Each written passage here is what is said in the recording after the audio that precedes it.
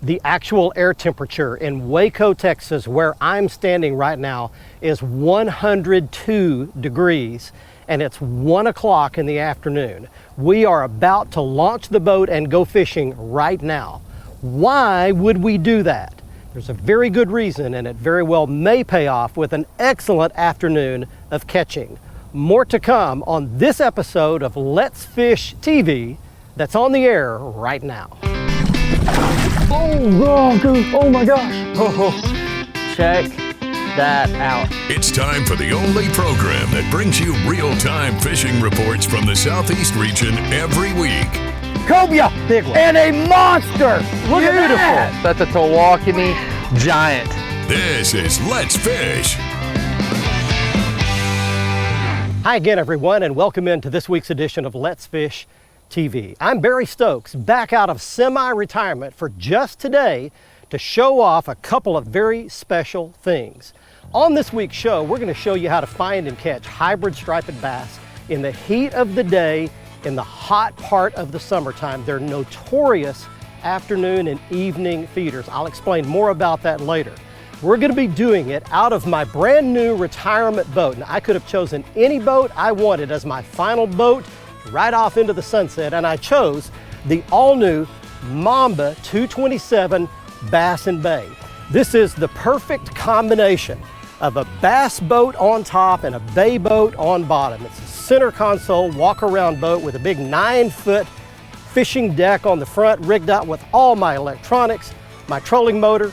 It's got that big Mercury Pro XS 250 hanging on the back, my power poles, all the goodies, a fantastic live well system, everything you could possibly want combined into one fishing boat. More about that a little bit later. We're coming to you today from Lake Waco, Texas, just a little bit west of the city of Waco.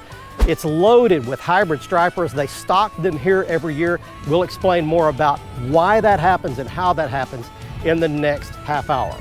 While we're out fishing today, we're going to be taking you around your local region for this week's reports from our expert team of insider reporters from lakes, rivers, and bays right where you live. Lake Waco is about an 8,000 surface acre Corps of Engineers lake. It's got semi-clear water in it, and it's about 7 feet low as we're taping this show, but that's not going to affect what we're going to be doing out offshore.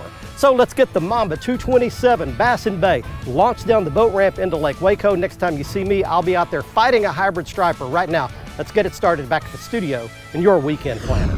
Hi everybody, the Salooner tables are predicting good game fish activity on Saturday and excellent activity on Sunday. Peak times begin mid-morning around 9:45 on Saturday and 10:37 Sunday morning. Evening activity picks up around 10:10 on Saturday and 11:02 Sunday night. Depending on your local area, you can expect the sun to rise around 6:32 and set around 8:38. And evenings will feature a moon that is just 5% visible. Stay with us. We've got fishing reports from across the area on the way. Plus, Bassmaster Elite Angler John Cruz will be stopping by to answer your Ask the Pro question. There he is. I got one of them. All right, you can tell immediately when one's a hybrid by how horizontal he swims away from the boat. If it's a white bass, he'll fight straight down. But if it's a hybrid striper, that fish will swim straight out away from the boat. And this one's making a beeline for behind the boat. There he comes. All right, that's a hybrid, a small one, but it's a hybrid nonetheless. Let's get him in here and we'll show you what we've got. There we go. Now, she's downwind with that camera lens, so she's gonna get flopped if I'm not careful. There we go. Now we got control of it. All right, that's a hybrid striper. Let's talk just a second about identification of these fish. You see a lot of stuff on the internet and on fishing shows that you can tell a striper by the broken sides, or a hybrid by the broken lines down the fish's side. Yes, that is an indicator, but no, it's not 100% true all the time. Stripers, a true striped bass, will usually have solid lines all the way down its side, but stripers can have broken lines. So that's not a 100% fail-safe way to tell. They also have 2 patches of teeth on their tongues. I'll talk about that on a white bass in just a second. A hybrid striper, that one we can't tell very well. I'll catch one later where you can tell, but a hybrid or a striper will have two distinct patches of little teeth on his tongue, on the back of his tongue. A white bass will have one patch. It'll be two that are joined together in a heart shape. It'll be one patch. So that's how to tell between a hybrid, a striper, and a white bass. The only important thing is you've got to be able to tell between a white and a hybrid, because a hybrid has to be 18 inches long, just like a striper does in Texas, to be a legal keeper. So you can't be keeping little small hybrids thinking they're white bass, because you will get a citation. So we'll put that one back.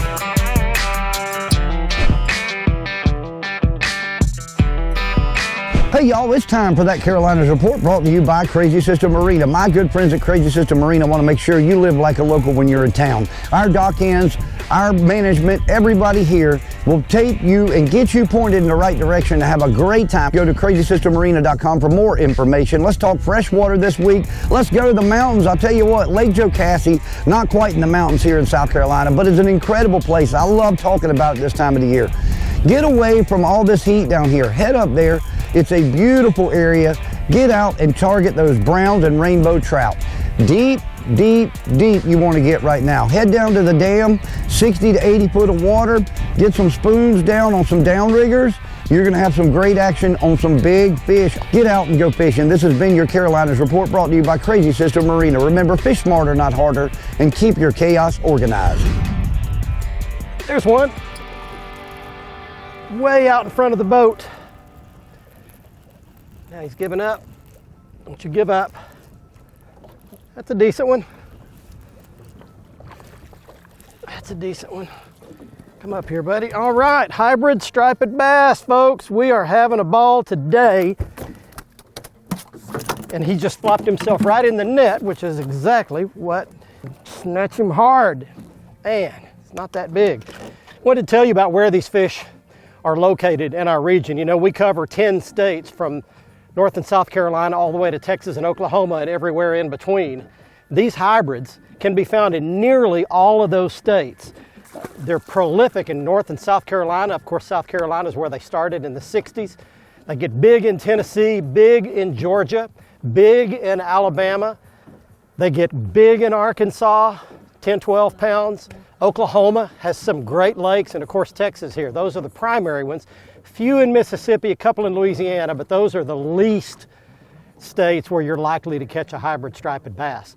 All of these wildlife departments do a fantastic job of producing these fish in a hatchery and then stocking them in lakes. So all you've got to do is a quick Google search in your area and you can find the lakes where these fish are stocked. Let's Fish TV is proudly backed by Academy Sports and Outdoors. Have fun out there.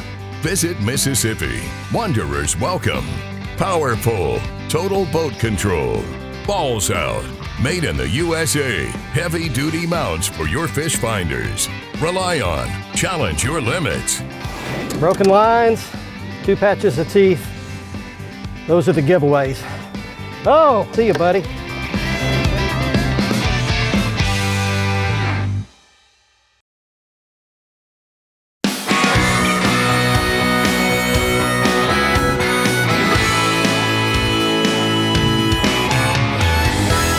There we go. Man, you swim it up off the bottom, and they hate it when you do that. That's a decent one. Yeah, look at there. There's a decent hybrid. How well are you hooked, dude? Pretty good. All right. Man, this is so much fun. Be careful with a hybrid. They'll hook you bad. Broken lines, 2 patches of teeth. Those are the giveaways. Oh, see you, buddy. Where you go? You get out of here. I want to show you something. I mentioned at the beginning that these fish love heat. I don't know what it is about the DNA of a hybrid striper, but my entire career of catching these fish, the hotter the day, the middle of the afternoon, late in the evening, the better the fishing gets. They move up and feed. And I want to show you the classic example of what these fish are doing.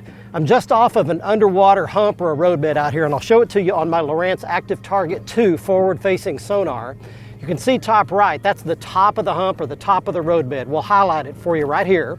Then it drops off and slopes down to deep water.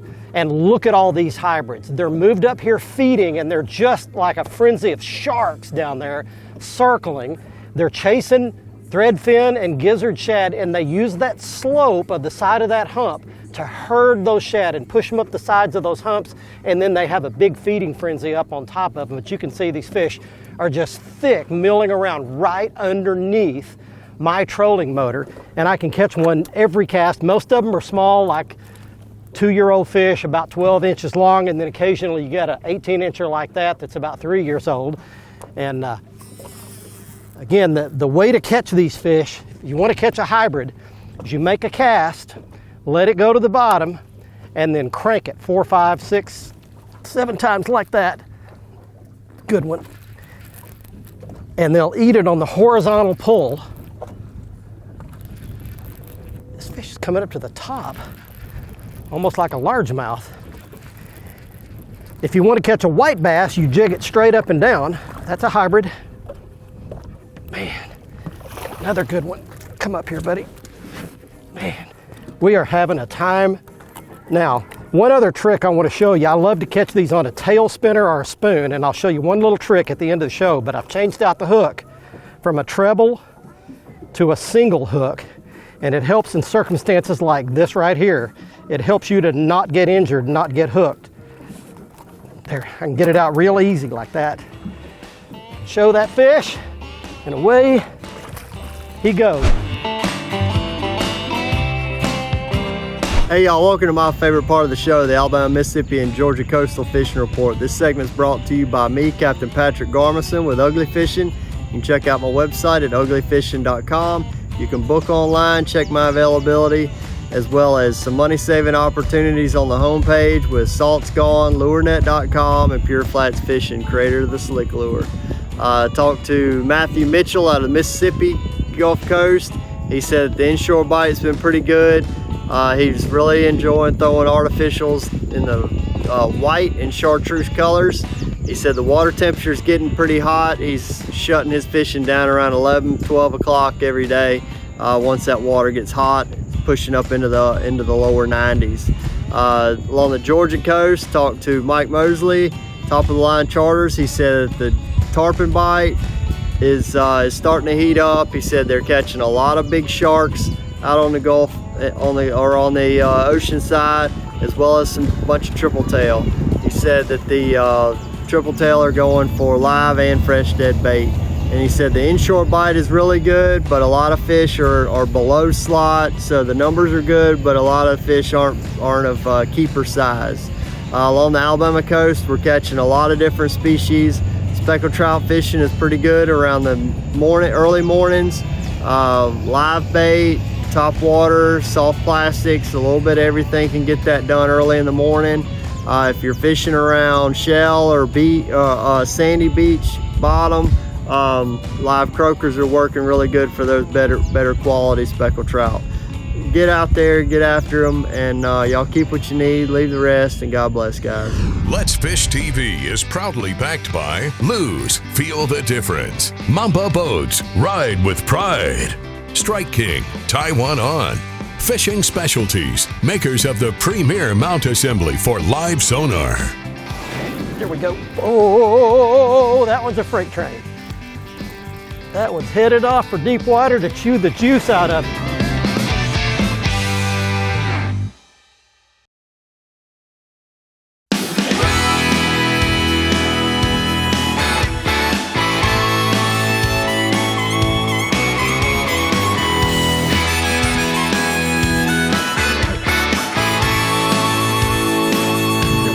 Oh, that one's a freight train. That one's headed off for deep water to chew the juice out of it. Hey, welcome back, everybody. We're on Lake Waco today talking hybrid striper fishing. Cross between a white bass and a striper. And they are some powerful brutes now. This one's kind of giving up now. Let's see what he does. They're notorious for not giving up. That's a decent fish. Yeah. so hot that they just kind of give up a little bit. Oh, that one, I better stick the net into that one. He's not hooked very well. There we go. All right, that's a decent fish. Well, let me tell you about a cool experiment and some success by the Texas Parks and Wildlife Department. This is called a sunshine hybrid striped bass, or a sunshine bass. There are two different kinds of hybrids. There's a female striper crossed with a male white bass. That's a palmetto bass. Then there's one of these. It's a sunshine bass, which is a female white bass crossed with a male striped bass. Here's the big deal. Let's go ahead and get that fish back while it's still lively. Where you go, buddy? The problem occurred several years ago when the Parks and Wildlife Department couldn't find enough female striped bass to make the palmetto bass. They're just pregnant female stripers ready to spawn, lay a bunch of eggs, were just not plentiful. But they learned that they could take a female white bass, keep it in cold water, in captivity in cold water, and then warm that water up, and those fish would spawn, and they could make them spawn multiple times. Most of them are fry, which are microscopic, just hatched, little bitty baby hybrids. Well, if they just dump them in the lake, the shock is too much for them. So they put them in these bags, and I've got a photo, these clear bags. They bring them out to the lake. They let these bags float until the water acclimates inside the bags where the fry are to the lake water temperature. When it's the same, then they pop the top on those, release the fish, and really only a small percentage of them can survive. But ultimately, great hybrid striper fishing with the sunshine bass in the state of Texas.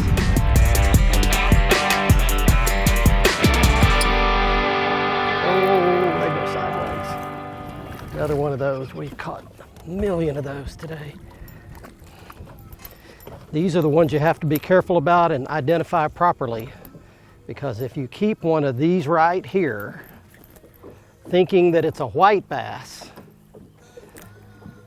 By the way, that little tail spinner is wearing them out right now. That's a little hybrid. You can't keep that. It's not legal.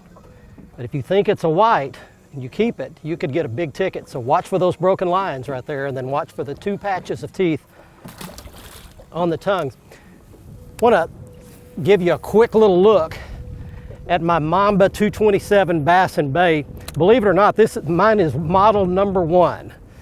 Jim and Jared Poole, the Poole family down in Corpus Christi, and I have been working on this project for almost 2 years to develop this boat that takes the best of a bass boat and the best of a bay boat and combines it into one boat.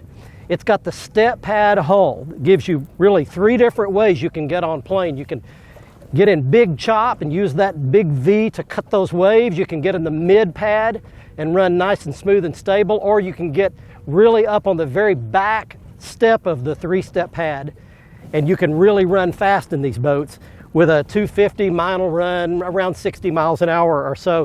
Some of them, if they're rigged differently and lighter, can even go a little faster than that, but that's kind of what this boat is. It's got an unbelievable live well system in it. I've got AquaTrack on top of mine, much more comfortable on my feet and not hot, and just provides a nice smooth surface to fish off of. Got my Motor Guide Tour Pro trolling motor up on the front of it up there. I've got 4 Lowrance HDS Pro graphs in it, so this thing is rigged just like a very top tournament level, tour level bass boat, but it's got the convenience of that center console that I absolutely love, and the convenience of being able to walk around in this boat, lots of room, not have to climb in behind the cockpit, and not have to step up and down on that front big high deck 50 or 60 times a day. It's just so comfortable to fish out of. You need to check it out. I can't even begin to show you all the features of it in this short television show, but go to the Mamba Boats website and you can check out the brand new, first time ever seen Mamba 227 22-foot 7-inch bass and bay hybrid combo boat. Man, I am absolutely in love with this thing. Watch our latest episode or catch up on past episodes on our website at letsfishtv.com. Be sure to hit the subscribe button on our YouTube channel, like us on Facebook, and follow us on Twitter for new fishing videos every day. And download the free Waypoint TV app to get all the latest episodes every week on your phone, tablet, computer, or smart TV.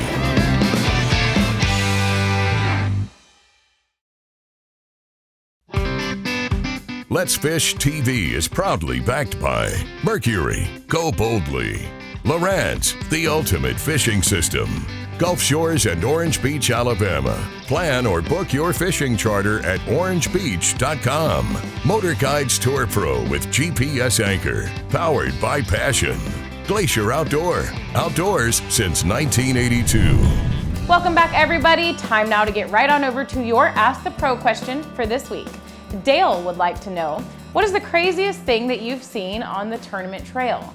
For an answer, we asked Bassmaster Elite Angler John Cruz. Like, one of the scariest / craziest things I've ever seen in the water was when I was practicing for my very first, this is the official practice day of my very first Bassmaster Classic in Pittsburgh on the Three Rivers. We're in Pittsburgh, in the city, right? So I'm up here, I'm fishing on the river, it's my first classic, I'm all nervous, I got this media person in the boat, and all of a sudden, we have a very steep embankment, and I look up and there is a truck, like a half-ton Chevy truck, flying down this embankment, turned, like spinning gravel, throwing rocks. I mean, I look around and they smash into a tree, keep on going, smash into another tree, then they do a donut and smash into a third tree, probably end up like 30 yards from where I'm fishing. I told my media guy, I said, we're rolling, we're out of here. So by the time I'm pulling my trolling motor up, these two kids get out of this truck, probably stolen, get out of this truck and start screaming and hollering, woo! I don't know what they were on, but it was a scary deal. Thanks so much, John. If you want some help from one of the pros as well, simply go to letsfishtv.com, follow that Ask the Pro link to submit your question. Here's today's Right Stuff, presented by Academy Sports and Outdoors. I've actually caught these fish on about 3 or 4 different baits. So let me show them to you. On these spoons, I've caught them on a couple of different spoons. And you can see I modified them and just put single hooks on them. It helps you, when you catch a fish, helps you be able to get that fish unhooked successfully without him hooking you. And it helps you do it quicker. So it's kind of a safety feature, plus something that helps you go through a lot more fish. Then I caught some on a tail spinner. That's a pretty heavy head with actually it's an underspin. That's an underspin right there with a Strike King Rage Tail Swimmer on the back of it. And then I've got one more bait right here. This one's all chewed up. There's my tail spinner, and I caught them cast after cast after cast on that, reeling it horizontally through those schools of hybrid stripers. So those are my little secrets as far as the bait's concerned to help me find these little spots like you saw on my active target earlier, the roadbed and the hump that I'm catching these fish on. That is my Fishing Specialties Bowdeucer pole mount. It is so cool. That's the Lowrance Active Target 2 transducer on the end of that pole. You just drop it in the mount like this, lock it in. Then it's got a magnetic system here, so if you're fishing in stumps and you hit a stump or a dock or something, this will break away, this whole bracket right here, without doing any damage to your boat or the bracket or ripping any screws up, anything like that. Then you just pop it back in, reattach the magnets. You can point it any direction. I actually have 2 active targets on here, one on my trolling motor shaft, but I use this one way more often. I'm not even looking at the one on my trolling motor because I can hand steer this one and look at those little spots that I'm trying to hit. Check it out, the Fishing Specialties website. Just a couple of keys that help me find these fish like we found today. It's been a great afternoon here at Lake Waco. I hope you enjoyed our Let's Fish episode. Until then, I'm Barry Stokes, coming out of semi-retirement, saying be safe, have fun. Bye-bye, y'all.